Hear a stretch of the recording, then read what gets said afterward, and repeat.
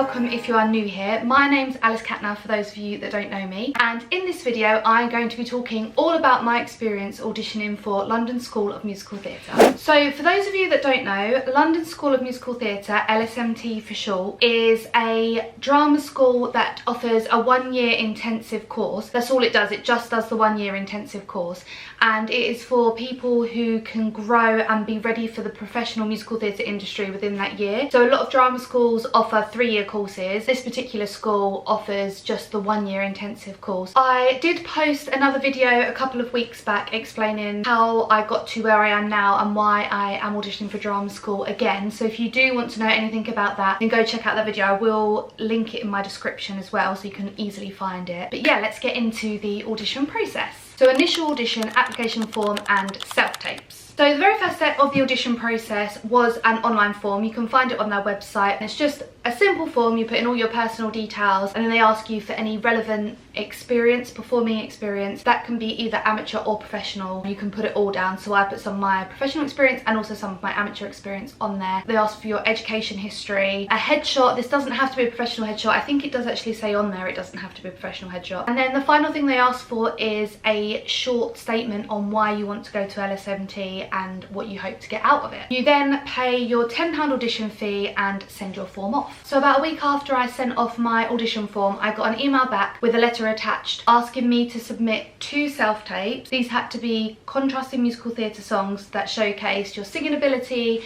your range and your performance. One had to be a full length one of your body and then one portrait just above waist, so head and shoulders. So last year I sung Killer Instinct from Bring It On and With You from Ghost. This year I chose 2 different songs. I did Monster from Frozen and I Could Have Danced All Night from My Fair Lady. This year's contrast was a lot better to last year's because last year's was both contemporary, and although they were like a ballad and an up-tempo and different characters, I feel like this one showed my vocal versatility better than last year's choices. I really wanted to show my legit sound as well as my contemporary belting sound, so that's why I chose them 2 songs this year. So the self-tapes had to be uploaded as unlisted YouTube links, so I sent mine by the cut-off date, and then it was, I think, within a week from sending them off, I then got my initial audition outcome letter, which was inviting me to a recall, which was to be held at the school. In this letter was the confirmation of the date and time of my audition and a list of the material that I'd need to bring for that day. I was asked to bring the same 2 songs that I sang for my self-tape, so bring the sheet music because there'd be a pianist provided, and I was asked to bring a contemporary monologue post 1900.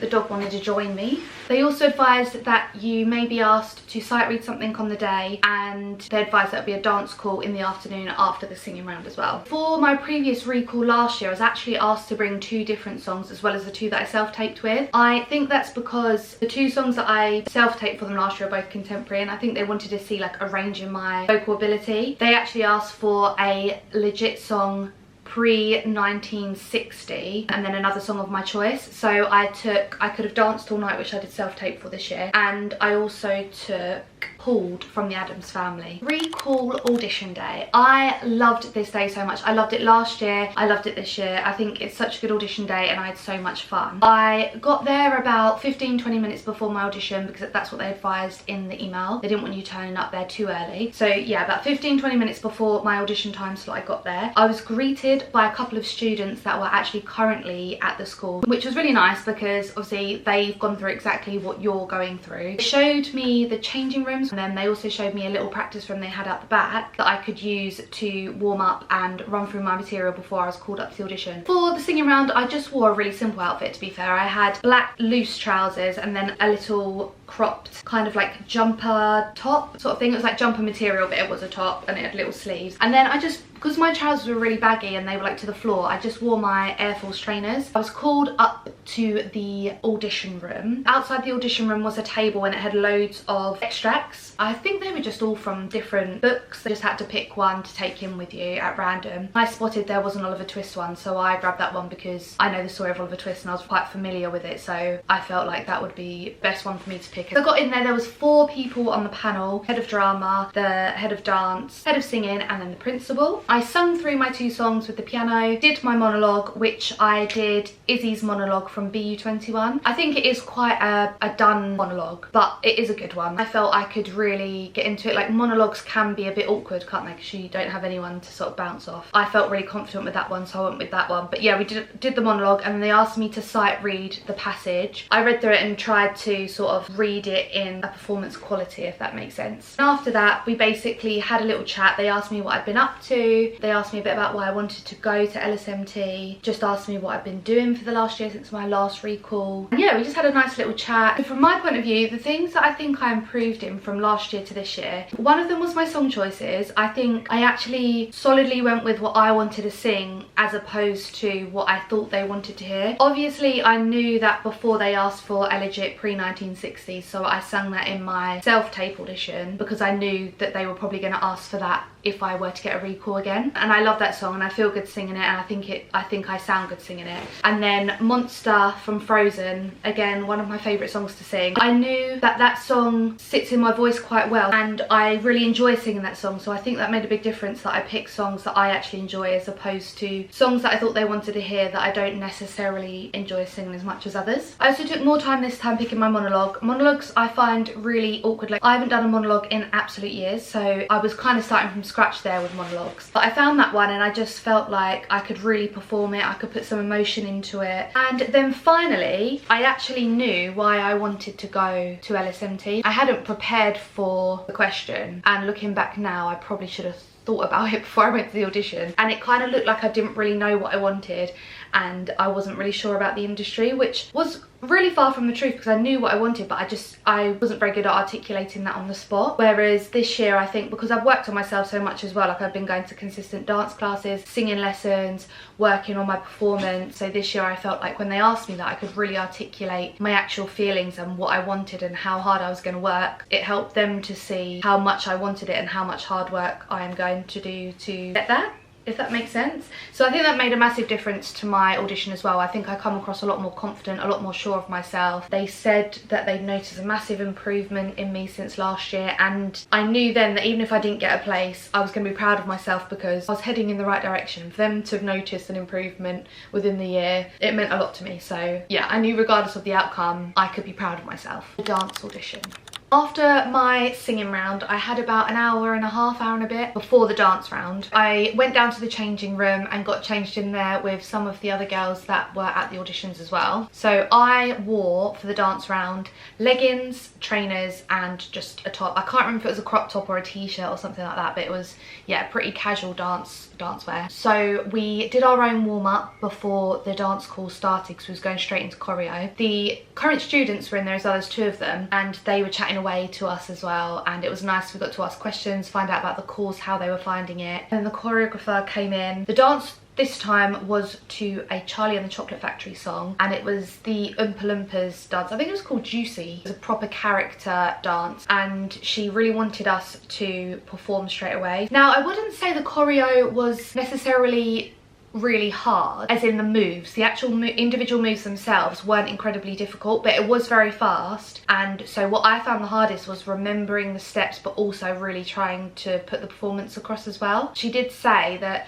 she would rather we get it wrong and give it our all than get it completely right but not put any effort in, if that makes sense. So like, for example, there was a double pirouette in there, and she said she wants to see everyone give it a go and try and get round. She would rather see people go for the double and fall out of it or miss the next step than to not give it a go, because she wants 100% effort, 100% trying with everything. It was very much an atmosphere of as long as you were trying your absolute hardest, it didn't matter too much how much experience you had as a dancer. After we had learnt the choreo, we then split up into groups. The rest of the panel then come back in to watch, and we split into smaller groups of like 4, I think. It was either 4 or 6 we was in, and we performed it twice. So they switched the lines around, so you'd have like 2 in front, 2 behind, and then the second time you'd switch. And I do have to admit, I think the first time I got the majority of it right. The second time I royally messed up. I tried to stay in character and I did manage to pick it back up after I missed there's like a bit in the middle that I got wrong, but I managed to pick it back up again after. After we had finished, they had a little chat with us and basically just said thank you for coming, they really appreciate us wanting to audition for the school. And then they said within the week we would hear 1 of 3 outcomes, so it's either a no on this occasion, a yes, we're offering you a place, or a place on the reserve list. Basically, I think the reserve list, if you're put on that, if someone who gets offered a place turns it down because they're going somewhere else or can't get the fees together or something like that, then they will go to the reserve list and offer someone off that the place. And that was the end of the audition day. So I left there feeling really good. Like, I felt really proud of myself. I really felt like I had done a much better audition than the year before. I really enjoyed it. I was thinking to myself, if I don't get in again, I'm gonna go back next year, because it was just a really enjoyable experience. So,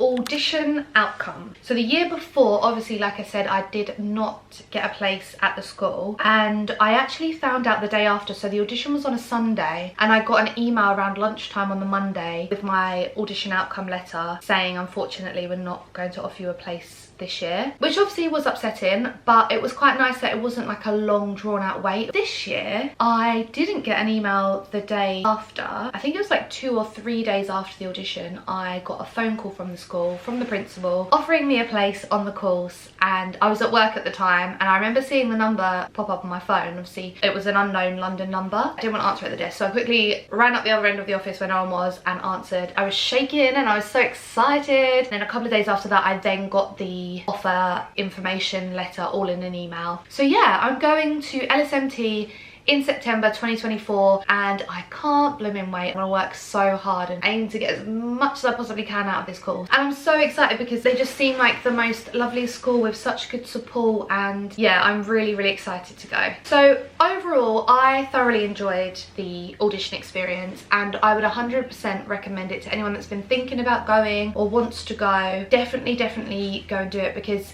even if you don't get a place, like, the experience and what you learn just from the audition process is amazing. And you could be like me, and I was third time lucky, because the first time I auditioned a couple of years ago, I didn't get a recall at all. I just did my initial 2 songs and I didn't get a recall from that. The second time I got a recall, but unfortunately didn't get a place. And the third time lucky, I got a place. So it shows that if you just keep working on it, keep improving, then there's no reason why you can't get a place the first, second, third, fourth, fifth year that you audition. As long as you want it, I always just think keep auditioning. It's £10 audition fee, which isn't that much in the grand scheme of things. Like, some audition fees I'm pretty sure are like 35-40 quid to audition, so it's 100% worth it. And actually what you get out of the audition process is 100% worth the £10, even if you don't get a place. So I really hope this video helps anyone that's thinking of auditioning for LSMT, or anyone that has an audition for LSMT coming up. If you have any questions, please do leave them in the comments below and I will try and answer them. Please also like this video if you enjoyed it. It does mean so much to me. And subscribe if you want to follow along on my journey, because I will be posting videos all along the way, and from September I will try and post as much as I can about my journey through the school as well. So if that's something you're interested in, then please do subscribe and follow along. But thank you so much for watching. I hope you enjoyed it, and hopefully I will see you in my next one.